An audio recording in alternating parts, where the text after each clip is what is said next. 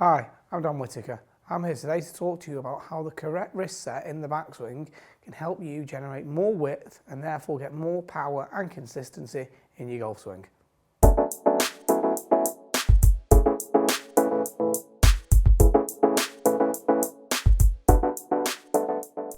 In my previous video, we were talking about width in the backswing and some of the problems that people have where they have a misconception of what width is. A lot of people tend to obviously overload the arm and don't set the wrists enough. So one of the problems I tend to see is that people tend to get quite a high knuckle. So it means that this left knuckle is very high off the shaft. It leaves this palm off the club here. This really does limit the amount of set I can get. We can see here it's nowhere close to the 90.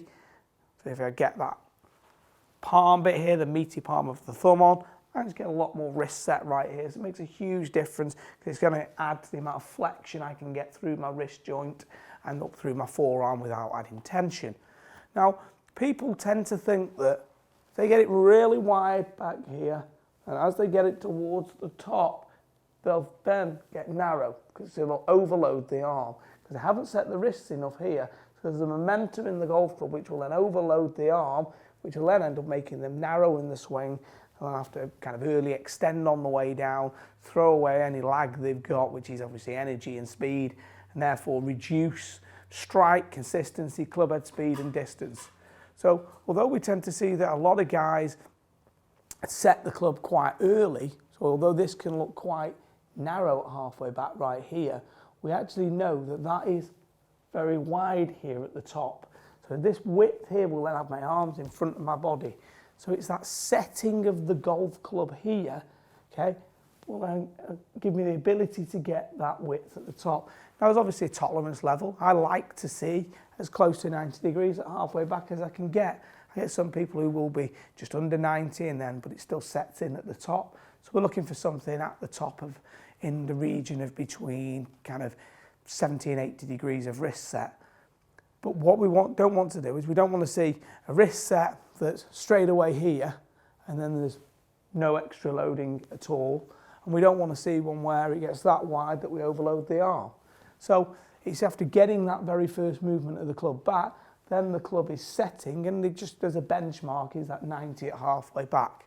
Now since I've got 3D, this has confirmed a lot of my thoughts because I've noticed just through the measurements in there how this has a direct correlation to the club head speed, distance, consistency and accuracy brought up by all of the 3D data I've been able to look at. So we're now going to move over to the MySwing 3D and take a look at one of my elite level students, Chris Chilton's swing, and we're going to see how he sets the golf club in the backswing and how setting it correctly is leading to more power on his downswing. So we can see right here with Chris that as at the start, this one here, this angle is obviously measuring that left wrist.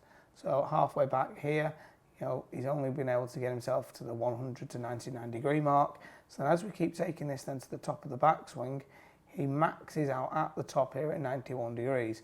This then leads to a wrist angle coming down, only getting to around the 82, 83 mark coming down. So yes, he's increasing it, but not necessarily getting as much lag as he could do.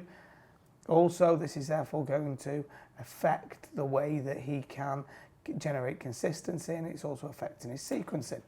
So we bring in this one a little bit later on in the lesson, and we can see here, same measurement here on the left wrist angle. We get that left arm to halfway back. We've now increased that angle by 8, 9, 10 degrees to halfway back here where that left arm is. So we've got it fully set at 90. And at the top of the backswing right here, we've got that club into 70 degrees of wrist set. So that's obviously a big difference from where he was at the start, where he was only at 91. So 21 degree difference. It still generates lag coming down.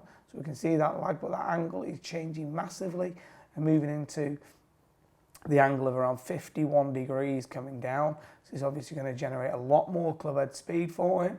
And providing we get the correct sequence in, it won't have any impact on his consistency levels. You can see that angle though at the top is where the difference is at. We're now going to take a look at the swings of Adam Scott and Justin Rose, both swings I'm a big fan of. We're going to take a look at how they set the golf club at halfway back and therefore how they load the golf club in the backswing. The first one we've got on the screen right here is Adam Scott. So If we take Adam Scott to halfway back here, this is a short iron, and we can see right there, he's almost at that 90-degree mark. So we just put the measuring device on this, and we can see that from the wrist through the forearm, he's at 92 degrees right there. So if we take this then to the top of the backswing, we can then see that he maintains, or slightly even increases that angle to that top of the backswing, where it's now at 80 degrees at the top. So he's increased that by 12 degrees. And I'll probably increase that even further coming down.